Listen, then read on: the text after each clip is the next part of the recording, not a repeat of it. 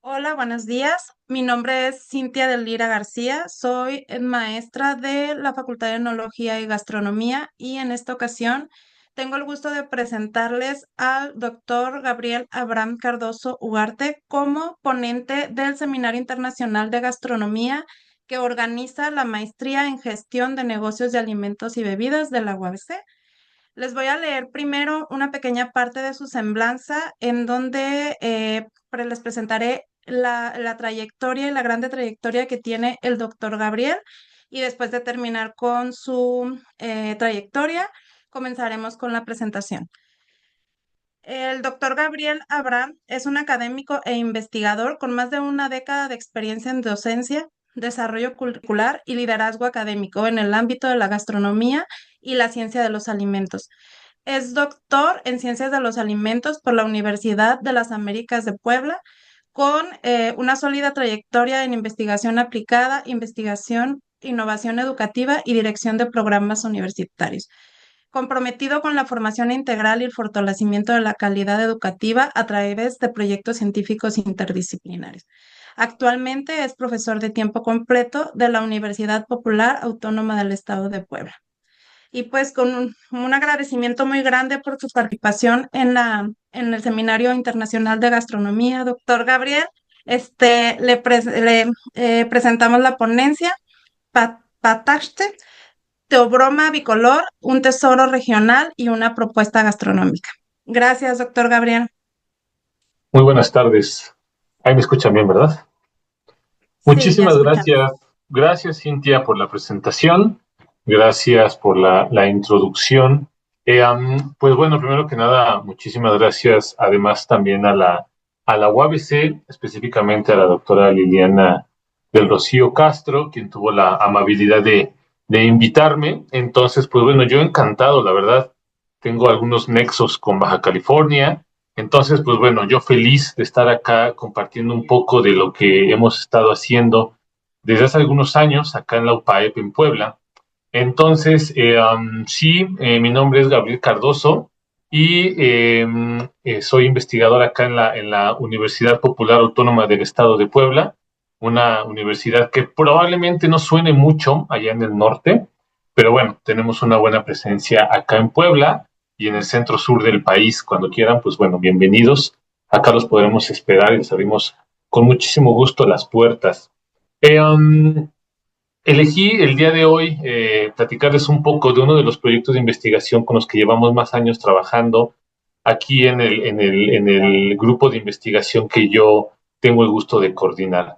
Entonces, pues es el nombre que ya hicieron favor de leer, Pataxtem, Teorema Bicolor, un tesoro regional y una propuesta gastronómica sostenible. Repito, mi nombre es Gabriel Cardoso y bueno, hay 3 personas que han trabajado muchísimo en el laboratorio, son 3 estudiantes de diferentes programas que, por supuesto, que han ayudado muchísimo a la generación de resultados, a la investigación, a la redacción, y por supuesto que sin ellas no sé, sería imposible, ¿no? Presentar lo que estamos desarrollando actualmente. Entonces, pues bueno, todo el mérito a la maestra Sarel Castillo Morales, fue estudiante de la maestría en biotecnología con este tema. Ella fue la que arrancó con la investigación en torno al patachte.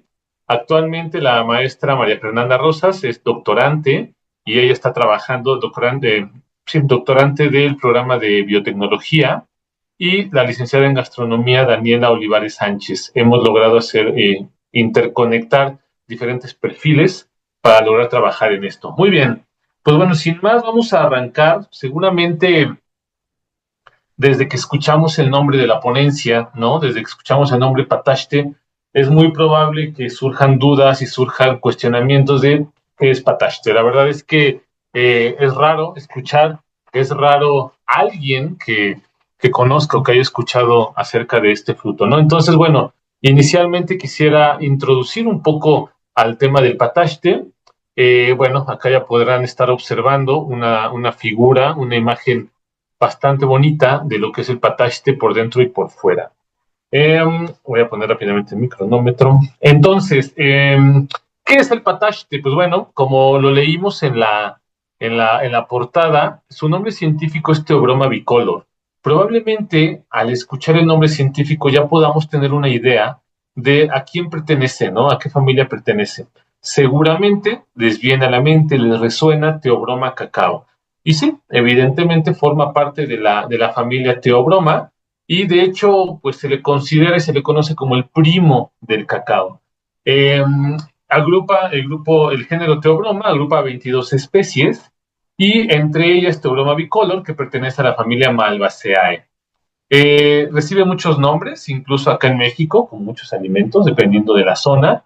Y se escribe pataxte, pero en algunos lados lo conocen como patache, cacao cimarrón e incluso chocolate blanco. A pesar de que no se produce chocolate con él, pues bueno, el color blanquecino que tienen sus semillas, gracias a ese color, pues bueno, se le da y se le atribuye este nombre de chocolate blanco.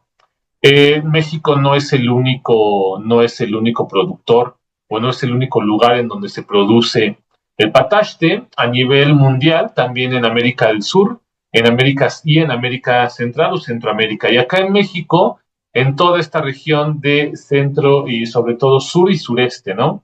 Guerrero, Oaxaca, Chiapas y Tabasco. Toda esta zona muy tropical, con temperaturas templadas, de templadas a altas, con alta humedad, ¿no? Entonces, esas son como las generalidades de esta región donde crece el pataste.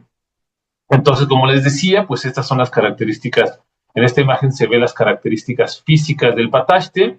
Es de una forma ovalada y su cáscara es rugosa, como bien lo podrán ver. Es una de las iniciales diferencias que tiene el pataste con el cacao. Si seguramente todos han visto en fotografías o han tenido en sus manos una vaina del cacao, es un poco más pequeña y es un poco más alargada, y esta sí tiene más una forma ovalada, ¿no? Digamos que un poquito más ancha. Su peso, bueno, es muy rígida, la cáscara es sumamente rígida, y su peso es aproximadamente de 400 gramos, ¿no? Entonces son frutos, digamos, un poquito pesados. En su interior, una vez que abrimos el pataste, aquí lo tenemos abierto en dos partes. Una vez que lo abrimos, encontramos las semillas que están rodeadas por una pulpa amarillenta. Estas pulpas tienen un sabor sumamente fuerte, es un sabor mayoritariamente dulce, ligeramente ácido. Vale la pena mencionar que es una fruta que en cuanto se abre, empieza un proceso de fermentación bastante rápido, e inmediatamente empieza a generar estos aromas de fermentación, y esta cualidad va a recobrar importancia un poquito más adelante, que empecemos a platicar un poquito más a fondo de lo que hemos hecho. Se consume el pataste, la verdad es que poco, la verdad es que no es muy común su consumo. Principalmente en los lugares donde se consume, se utiliza la pulpa justo para generar bebidas fermentadas, lo que les comentaba, y la semilla, principalmente debido a que es una semilla como blanquecina y que tiene mucho contenido de lípidos, se pueden y se han generado productos dulces como el mazapán y el turrón. Entonces, bueno, ¿en qué momento o nosotros por qué decidimos utilizar el pataste? ¿Por qué explorar el pataste? La verdad es que evidentemente no lo conocíamos. Unos productores, híjole, por ahí del año 2019, yo creo de 2018, antes de pandemia, nos trajeron el fruto y pues nos lo presentaron como tal, y bueno, dijimos, vamos a ver qué tiene y qué le podemos hacer, ¿no? Sobre todo considerando que el chocolate, el Theobroma cacao, es un fruto sumamente utilizado y explotado. Entonces dijimos, bueno, pues no es el mismo, pero si es de la misma familia, algo bueno debe de tener. Entonces, ¿por qué decidimos explorarlo? Porque si bien todas las informaciones y todas las investigaciones se centran en cacao, dijimos, vamos a ver qué podemos hacer con el Theobroma bicolor, ¿no? Nos encontramos, entre otras cosas, que el Theobroma bicolor está lejos de ser un fruto domesticado, a diferencia del cacao. De hecho, también se le considera que es un fruto de traspatio, que crece de manera al lado del Theobroma cacao, y en algunos casos se le conoce como cacao defectuoso, porque pues justo no tiene ni el color, ni va a aportar el mismo sabor que aporta el cacao para el chocolate, ¿no? Entonces, por eso en ocasiones se le conoce, en algunos lugares se le conoce como cacao defectuoso, y se descarta, así como se cae del árbol, se descarta la verdad, y en muchas ocasiones se deja en el suelo como fertilizante para la próxima siembra. La pulpa se usa muy poco, y en algunos casos cuando se usa, se lleva a cabo se utiliza para la preparación de mermeladas, néctar y en menor medida como fruta fresca, ¿no? Entonces, bueno, nos dimos cuenta que hay un área grande de oportunidad y una buena opción para llevar a cabo investigación. También por ahí del año 2019-2020 tuvimos un acercamiento con la Universidad de Ciencias Gastronómicas de Polenzo, en Italia, con la que tenemos convenio. Y si tienen la oportunidad, está este artículo de divulgación en su página de internet de la revista The New Gastronom.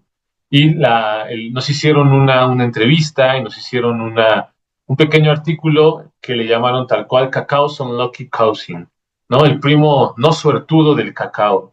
Y como subtítulo, Pataste, una superfood in the making. Estábamos justo en el proceso de empezar a investigar lo que estábamos haciendo, ¿no? Entonces, bueno, la verdad es que bastante interesante este artículo. Si pueden darse una vuelta y una checada, estaría buenísimo. Bien, entonces, una vez que dijimos, ok, ya tenemos Pataste, no sabemos qué es, no sabemos qué tiene, sabemos a qué sabe, tiene una pulpa, tiene una semilla y una cáscara muy rugosa, vamos a empezar a generar investigación. Entonces, como cualquier tipo de investigación que se desarrolla cuando estamos hablando de alimentos y formulación de alimentos y exploración de los alimentos, pues dijimos, vamos a sacarle una radiografía, ¿no? Vamos a ver qué es lo que tiene. Y pues bueno, hicimos un análisis bromatológico o decidimos que íbamos a hacer un análisis bromatológico o también conocido como composición proximal, que incluye porcentaje de agua, porcentaje de carbohidratos, porcentaje de lípidos, proteínas y cenizas, ¿no? Como esta radiografía general de lo que tuviera el pataste.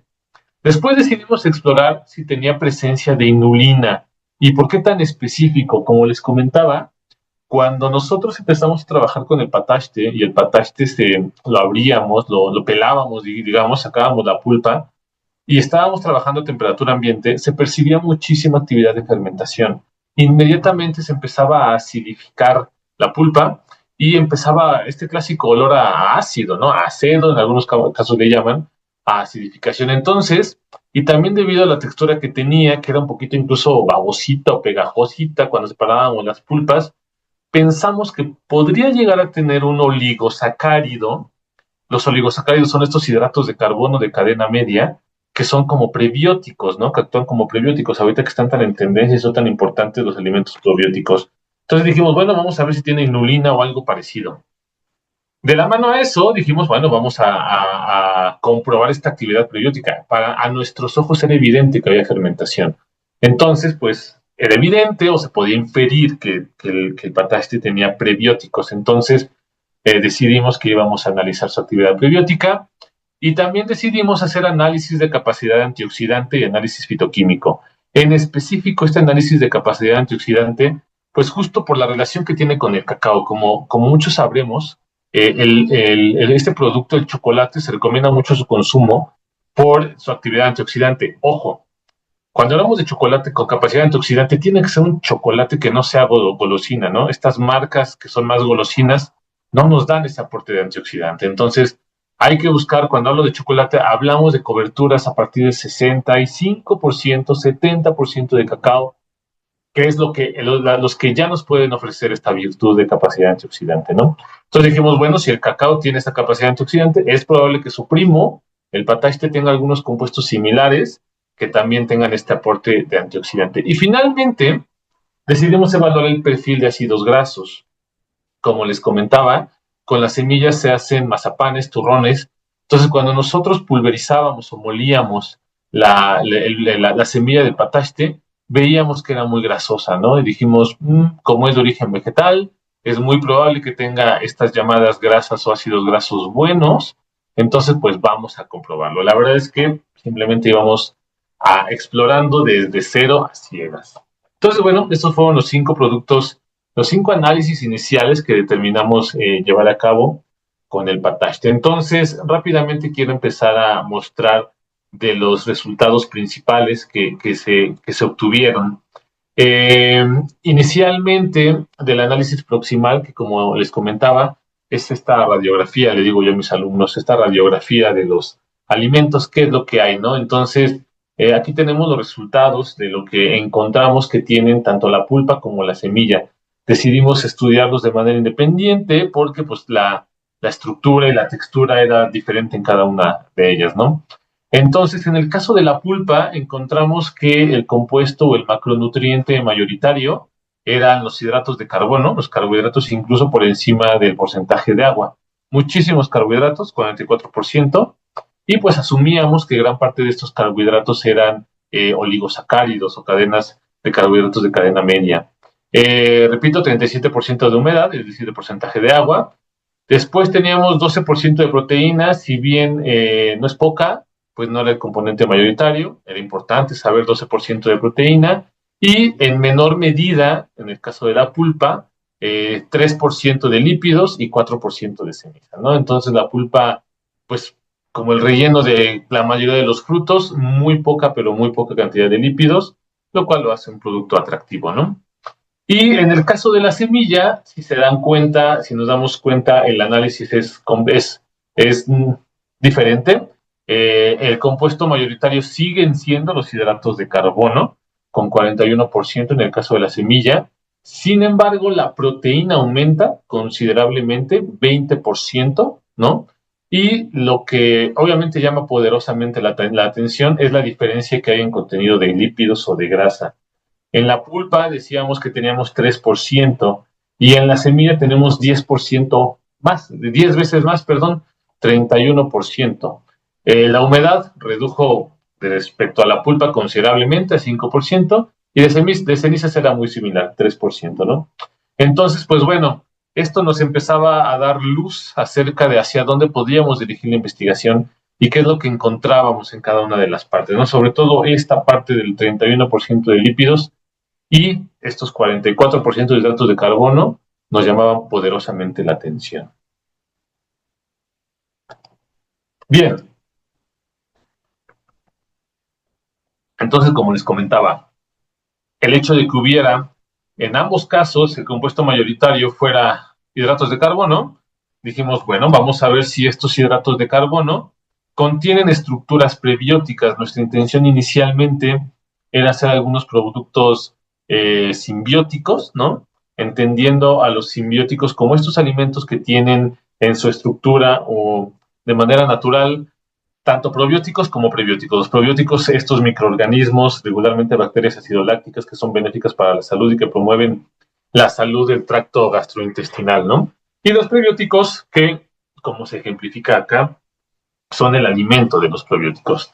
Entonces quisimos evaluar si nosotros podíamos presumir tener prebióticos de manera natural en el pataste y aprovechar eso justo para la propuesta de algún alimento funcional.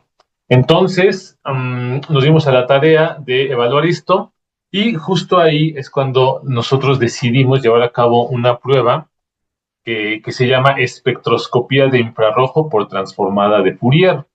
¿Qué es lo que hicimos con esta prueba? Aquí nosotros estamos mostrando 3 espectrogramas obtenidos a partir de la espectroscopía de infrarrojo. ¿Qué es lo que nos pide o en qué se basa esta metodología?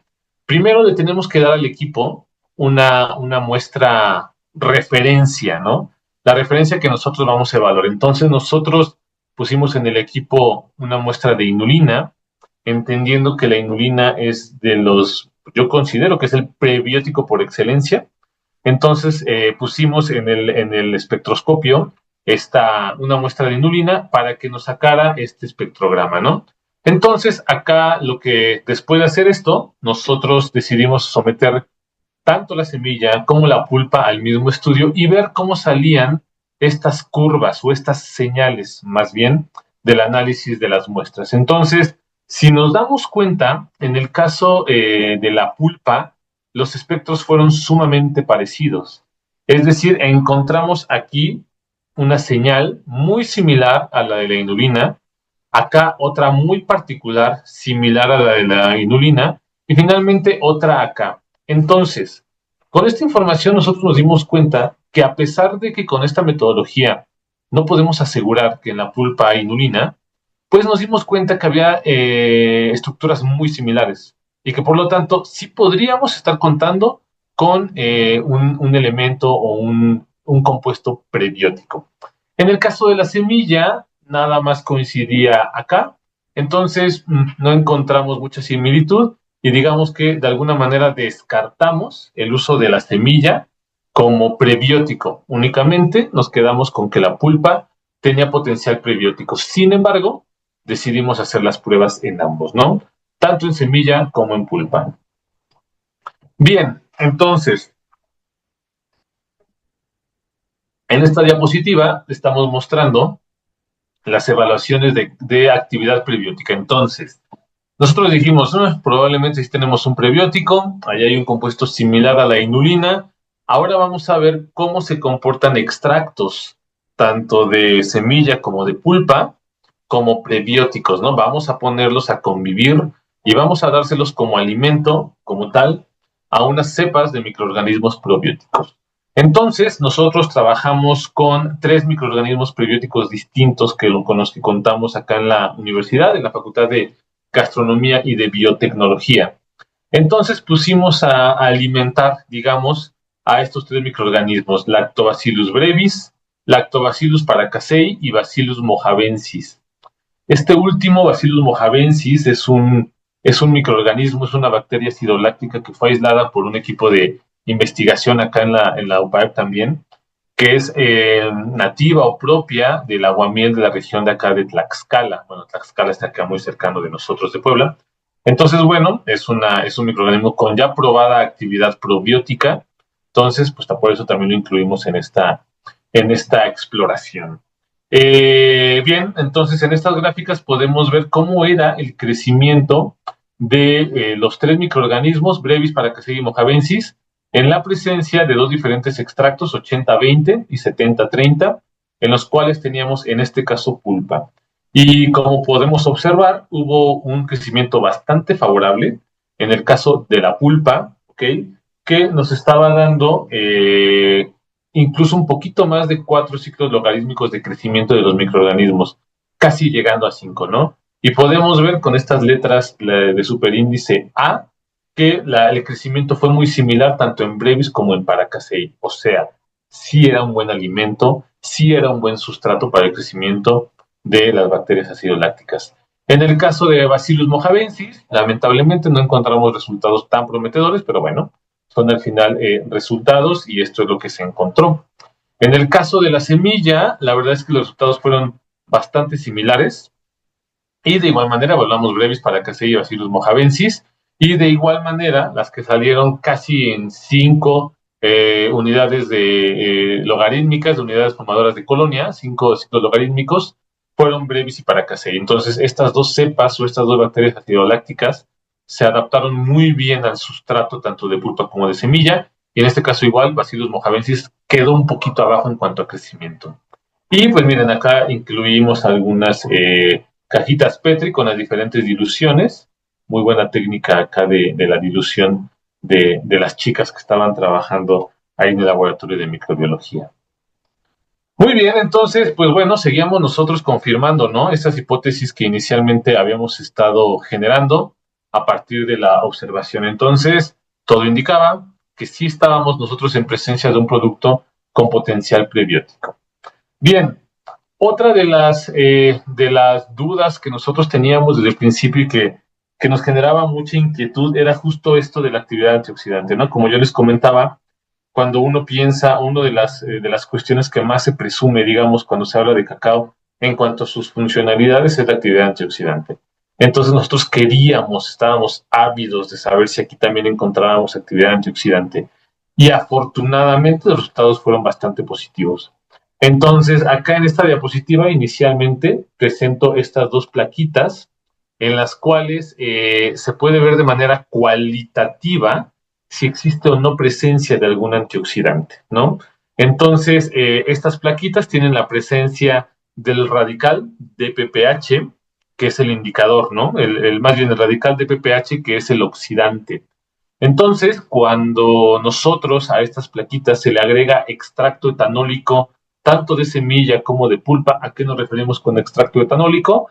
Ponemos a macerar, ya sea semilla o ya sea pulpa, en etanol, ¿no? El etanol es un solvente que extrae o lixivia todos los compuestos funcionales de estas, tanto de la semilla y la pulpa, agregábamos una gotita a las placas y pues bueno, en el momento que las placas cambian de color, originalmente morado, cambian a amarillo, significa que sí se está reduciendo el radical oxidado, se está reduciendo el DPPH. Por lo tanto, cualitativamente nos dimos cuenta que sí teníamos actividad antioxidante, tanto en la semilla como en la pulpa, ¿no? Entonces, seguíamos afortunadamente obteniendo buenos resultados. Y en esta imagen, me gusta mucho esta imagen, ya que se ve de manera gradual cómo se fue reduciendo el radical oxidado. Este es con cero cantidad de nuestro antioxidante, ya sea semilla o pulpa, y aumentando un poquito la dosis y modificando un poco las diluciones hasta llegar a una actividad antioxidante completamente alta, ¿no? Entonces nosotros obtuvimos y generamos gráficas de inhibición del radical de PPH e hicimos el cálculo del 50%, ¿no? El IC50, que su nombre, lo que nos da o la información que nos da el IC50 es el índice de inhibición, perdón, el coeficiente de inhibición del 50% de los radicales, es decir, qué cantidad necesitamos, en este caso del antioxidante, para inhibir el 50% de los radicales presentes, ¿no? Recordar por qué la importancia de los antioxidantes, estos radicales que tenemos en el cuerpo son los que son causantes del envejecimiento de las células. De ahí que estén tanto en tendencia todos estos alimentos antioxidantes, ¿no? Entonces lo que hacen los antioxidantes justo atrapan, quelan o inactivan a estos radicales que oxidan las células del cuerpo. Entonces, ¿cuál es lo que nosotros obtuvimos con el IC50? En la semilla tuvimos un IC50 de 0.41 miligramos por mililitro, la pulpa 10 miligramos por mililitro y el control 0.75 miligramos por mililitro. El control, nosotros utilizamos un ácido ascórbico como antioxidante de referencia. ¿Qué información nos da el IC50? Podemos interpretarlo como, en el caso de la semilla, se necesitan 0.41 miligramos por mililitro del antioxidante para inhibir el 50% del radical. ¿Ok? Entonces, en términos prácticos, para interpretar el IC50, entre menos sea la cantidad, es mucho más efectivo. Es decir, necesitamos menos cantidad del antioxidante para inhibir el 50%, ¿no? Entonces, aquí el que salió mucho mejor fue la semilla, con 0.41 miligramos por mililitro, e incluso un poquito mejor que el control, ¿no? De 0.75 miligramos por mililitro. Lamentablemente, con la pulpa no encontramos valores tan altos o tan promisorios. Sin embargo, nada más lo medimos por no dejar, porque la verdad es que la esperanza completamente la tenemos en la semilla, justo porque la semilla del cacao es donde se muestra esta actividad antioxidante. Entonces, pues otra vez nuestra hipótesis se había cumplido, ¿no? Habíamos hipotetizado que en la semilla, al igual que la de cacao, había muchos antioxidantes y pues bueno, se obtuvo así, obteniendo el IC50 más pequeño de las 3 muestras que evaluamos. Muy bien.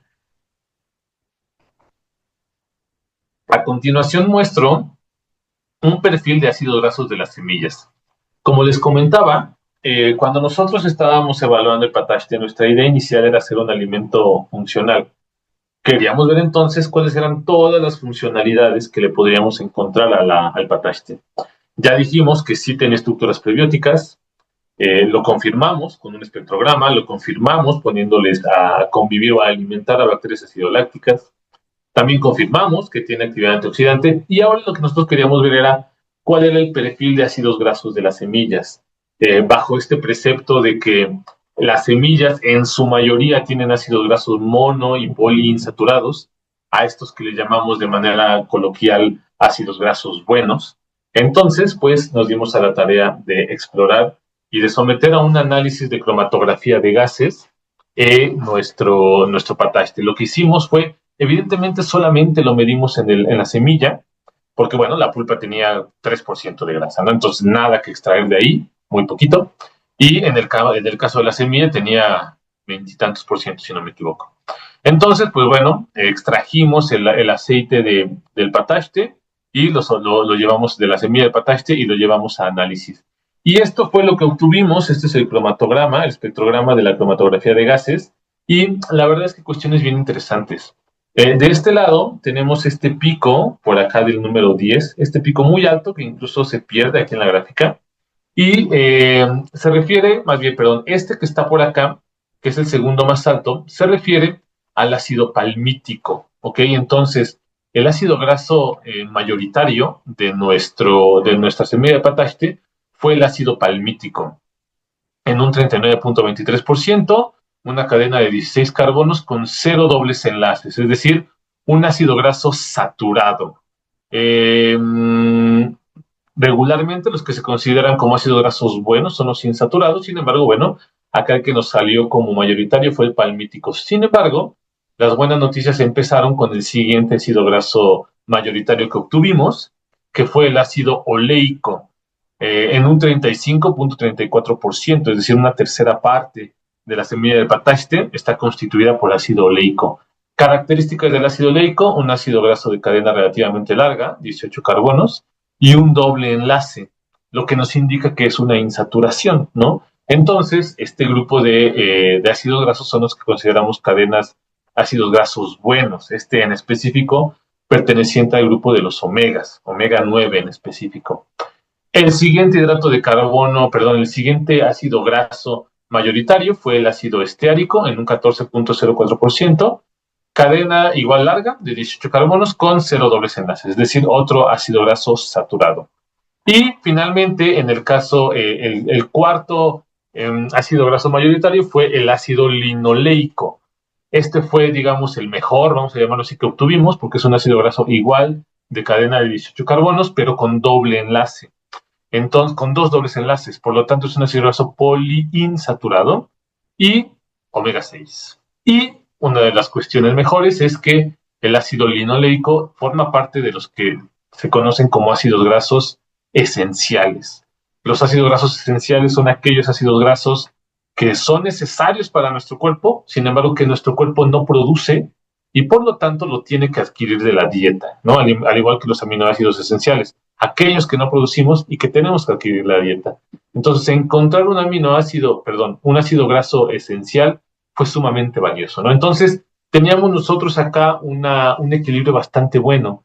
Teníamos dos ácidos grasos insaturados, un monoinsaturado y un poliinsaturado, un ácido graso esencial, y por otra parte, teníamos esos ácidos grasos saturados, que si nos enfocamos únicamente a la cuestión de salud, vamos a decir, no es tan positivo, ¿no? Porque son saturados y pueden generar complicaciones de salud. Sin embargo, si nos lo analizamos de un punto de vista culinario o en la transformación o en la formulación de alimentos, son buenos, porque son de esas grasas que a temperatura ambiente solidifican y eso puede aportar textura y sabor, textura en cuestiones de panadería y sobre todo acá también en la formulación de productos como un chocolate, ¿no? El chocolate tradicional que consumimos. Entonces, o sea, no todo es malo, no hay que satanizar los ácidos grasos saturados. Por supuesto que también tienen sus beneficios. Entonces, bueno, ya, terminamos con nuestra exploración de la funcionalidad, ¿no? Entonces dijimos, ok, sí hay funcionalidad, este producto sí tiene muchas funcionalidades. Ahora, ¿qué vamos a hacer con ellos? ¿No? Porque muchas veces en investigaciones se explora algún alimento y ya, se publica un artículo, se da en un simposio, o en un webinar, o en un congreso. Ya hicimos esto y tiene esto, check, es un superalimento, super mega funcional. Ajá, hay que buscar una aplicación, ¿no? Entonces nosotros dijimos, y aquí radica mucho la importancia de que en el equipo de trabajo hemos estado se han involucrado 3 nutriólogas que siempre buscan eso, ¿no? El beneficio, por supuesto, de los alimentos a la salud y a la vez, junto con la incidencia de una gastrónoma y de su servidor que también es gastrónomo, entonces dijimos, bueno, pues ya tenemos la funcionalidad, hay que generar un alimento, hay que diseñar un producto alimenticio para mejorar la salud y prevenir enfermedades, que no se quede todo en el laboratorio y en las tesis, ¿no? Entonces encontramos que existe esto, una brecha de investigación, es decir, falta cruzar ese puente que conecte a la investigación con la aplicada, con la aplicación práctica en productos prácticos. Entonces nosotros decidimos crear algún alimento funcional para cubrir las necesidades del mercado, ¿no? Y darle al pataste un buen lugar como alternativa saludable al cacao tradicional. Entonces, bueno, decidimos empezar a formular un alimento y nos planteamos este objetivo todo el equipo de trabajo. Desarrollar un producto alimenticio a partir de semillas. Al final elegimos solamente con semillas. La pulpa la dejamos para otro proyecto, que en alguna otra ocasión podríamos platicar de él. Evaluando el efecto de diferentes condiciones de fermentación, tostado y encapsulación de bacterias acidolácticas sobre sus propiedades físico-químicas, funcionales y sensoriales, generando un alimento funcional para la mejora de la salud. Es decir, decidimos nosotros replicar todas los pasos que se llevan a cabo para la producción del chocolate, ¿no? Que son fermentación del grano o de la semilla, tostado, y lo único que nosotros cambiamos fue que le quisimos agregar bacterias acidolácticas encapsuladas. Es decir, decidimos desarrollar una barra tipo chocolate. No le podemos llamar chocolate porque no tiene contenido de sólidos de cacao que se requieren para llamarlo chocolate. Entonces, repitiendo o replicando más bien los procesos de elaboración de un chocolate, decidimos hacer lo mismo, pero con pataste. Ojo, acá lo que nosotros también quisimos modificar es encapsulación de bacterias acidolácticas. Es decir, en la formulación del chocolate regularmente se utiliza manteca de cacao. Nosotros decidimos cambiar la manteca de cacao por unos vigeles. Los vigeles son estructuras tridimensionales, en este caso, para sustituir el elemento graso, que era la manteca de cacao. ¿Qué pretendíamos con eso? Reducir el número de ácidos grasos saturados presentes naturalmente en un chocolate. Entonces, ¿cuál fue el plan al cual nos apegamos y que nosotros decidimos llevar a cabo? Inicialmente, como les decía, llevar a cabo una fermentación endógena. Es decir, aislamos la pulpa con la semilla y dejamos que se fermentara en condiciones controladas. El proceso de fermentación del cacao, que nosotros replicamos, es de 5 a 6 días. Lo que hicimos nosotros fue obtener la pulpa del pataste, cerrarlo en bolsas de vacío para propiciar las condiciones anaeróbicas y dejarlo fermentar a temperatura ambiente. A partir de ahí aislamos bacterias acidolácticas e hicimos algunas pruebas microbiológicas y de sabor. Posteriormente, también probamos nosotros un tipo de fermentación que es la fermentación por inoculación. Es decir, sabiendo que durante el proceso de fermentación del chocolate crecen tanto bacterias como levaduras, decidimos nosotros agregárselas de manera intencional. Entonces, esterilizamos la pulpa de pataste a otro lote y les agregamos Saccharomyces cerevisiae, esta levadura que es la levadura panadera, y Lactobacillus plantarum, una bacteria acidoláctica responsable precisamente de fermentaciones acidolácticas, ¿no? Y para ver qué sabor y qué tipo de perfil microbiológico nos podría dar ese producto. Posterior a la fermentación, llevamos a cabo el proceso de tostado, replicando el proceso que se hace en la industria chocolatera. Se tostaron los granos de 100 a 150 grados. Hicimos por ahí un diseño de experimentos para ver el efecto del tostado de diferentes temperaturas sobre sus compuestos antioxidantes y, por supuesto, el sabor. Y finalmente, la etapa del conchado, que también es el refinado, que es cuando se someten todas las semillas a una molienda y en la cual ya se empieza a obtener esa textura semilíquida y semifluida del chocolate, ¿no? En esta parte se agregan el resto de los ingredientes, que sería la manteca de cacao, la lecitina como emulsionante, en algunos casos leche, en algunos casos endulzantes, naturales o artificiales, edulcorantes, etcétera. En nuestro caso, no agregamos manteca de cacao, decidimos agregar los vigeles y tampoco agregamos azúcar de mesa, sacarosa, decidimos hacer un producto bajo en calorías, entonces agregamos un edulcorante llamado eritritol, que es un poliol que tiene un aporte calórico menor que la sacarosa. Bien, entonces, resultados de nuestro producto. Inicialmente, como les comentaba, el primer paso fue decidir qué tipo de fermentación íbamos a llevar a cabo, si una fermentación endógena o una fermentación inoculada. ¿Cuál es la diferencia entre estos dos tipos de fermentaciones? La fermentación endógena, también llamada fermentación salvaje, es aquella que se lleva a cabo de manera salvaje, natural, con los microorganismos propios o endógenos que tiene la matriz o la muestra, ¿no? Incluso también participan, por supuesto, microorganismos que se encuentran en el ambiente. Entonces, digamos que crece lo que haya, ¿no? Entonces, y por otro lado, la inoculada es controlada, es decir, la matriz se esteriliza para matar todo lo que haya de manera endógena y se inoculan cantidades conocidas de microorganismos conocidos, ¿no? Entonces, bueno, nosotros hicimos las dos pruebas y analizamos pH y acidez. Por supuesto que el pH y la acidez son de los principales indicadores e indicativos de la fermentación, ¿no? A medida que el pH disminuye, es porque está habiendo fermentación, porque está habiendo generación de ácidos y por lo tanto la acidez aumenta. Entonces podemos ver que justo sucedió así, tanto en la endógena como en la inoculada. Sin embargo, el descenso de pH más marcado fue en la fermentación endógena, es decir, hubo una mayor actividad microbiana o de acidificación en la fermentación endógena.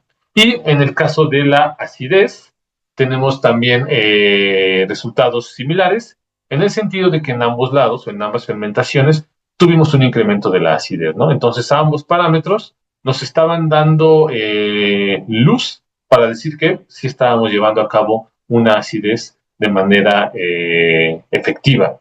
Se generó mayor cantidad de ácido en la endógena, lo cual coincide con esto, ¿no? Con que descendió más el pH en la endógena. Entonces, también lo que dijimos, bueno, pues sí hay fermentación, vamos a ver cómo se comportan los compuestos fenólicos. Los compuestos fenólicos son estos compuestos que son los que están encargados o los que están más relacionados con la actividad antioxidante. Entonces, quisimos ver cómo es que se comportaban los compuestos fenólicos a lo largo de la fermentación. Y aquí nos encontramos una sorpresa. En la fermentación endógena, los compuestos fenólicos responsables de la actividad antioxidante reducían al día 5, bajaban de 20.75 a 15.24. Al contrario de la fermentación inoculada, que aumentaron, ¿no? Entonces, esa la verdad fue una excelente noticia, ya que nosotros estábamos favoreciendo la formación de compuestos fenólicos, ¿no? Pasando de 15.22 a 17.29. Entonces, fue un hallazgo curioso. La verdad es que sí, nos dio bastante curiosidad saber por qué tienen de diferente las fermentaciones de que se aumentó la cantidad de compuestos fenólicos. Entonces, bueno, pudimos encontrar que durante la fermentación hay una liberación de compuestos fenólicos, es decir, algunos compuestos fenólicos que probablemente estuvieron atrapados dentro de las cadenas de carbohidratos, pues bueno, los microorganismos al estarse comiendo esas cadenas medias o largas de carbohidratos, pues bueno, liberaron esos compuestos fenólicos que digamos que estaban ahí escondidos. También durante el proceso de fermentación hay transformación en derivados activos, es decir, los compuestos fenólicos que naturalmente se encuentran también suelen ser sustrato de los microorganismos y por lo tanto se generan unos derivados más pequeños o digamos que se hacen más pequeños esos compuestos fenólicos y por lo tanto se liberan aún más, ¿no?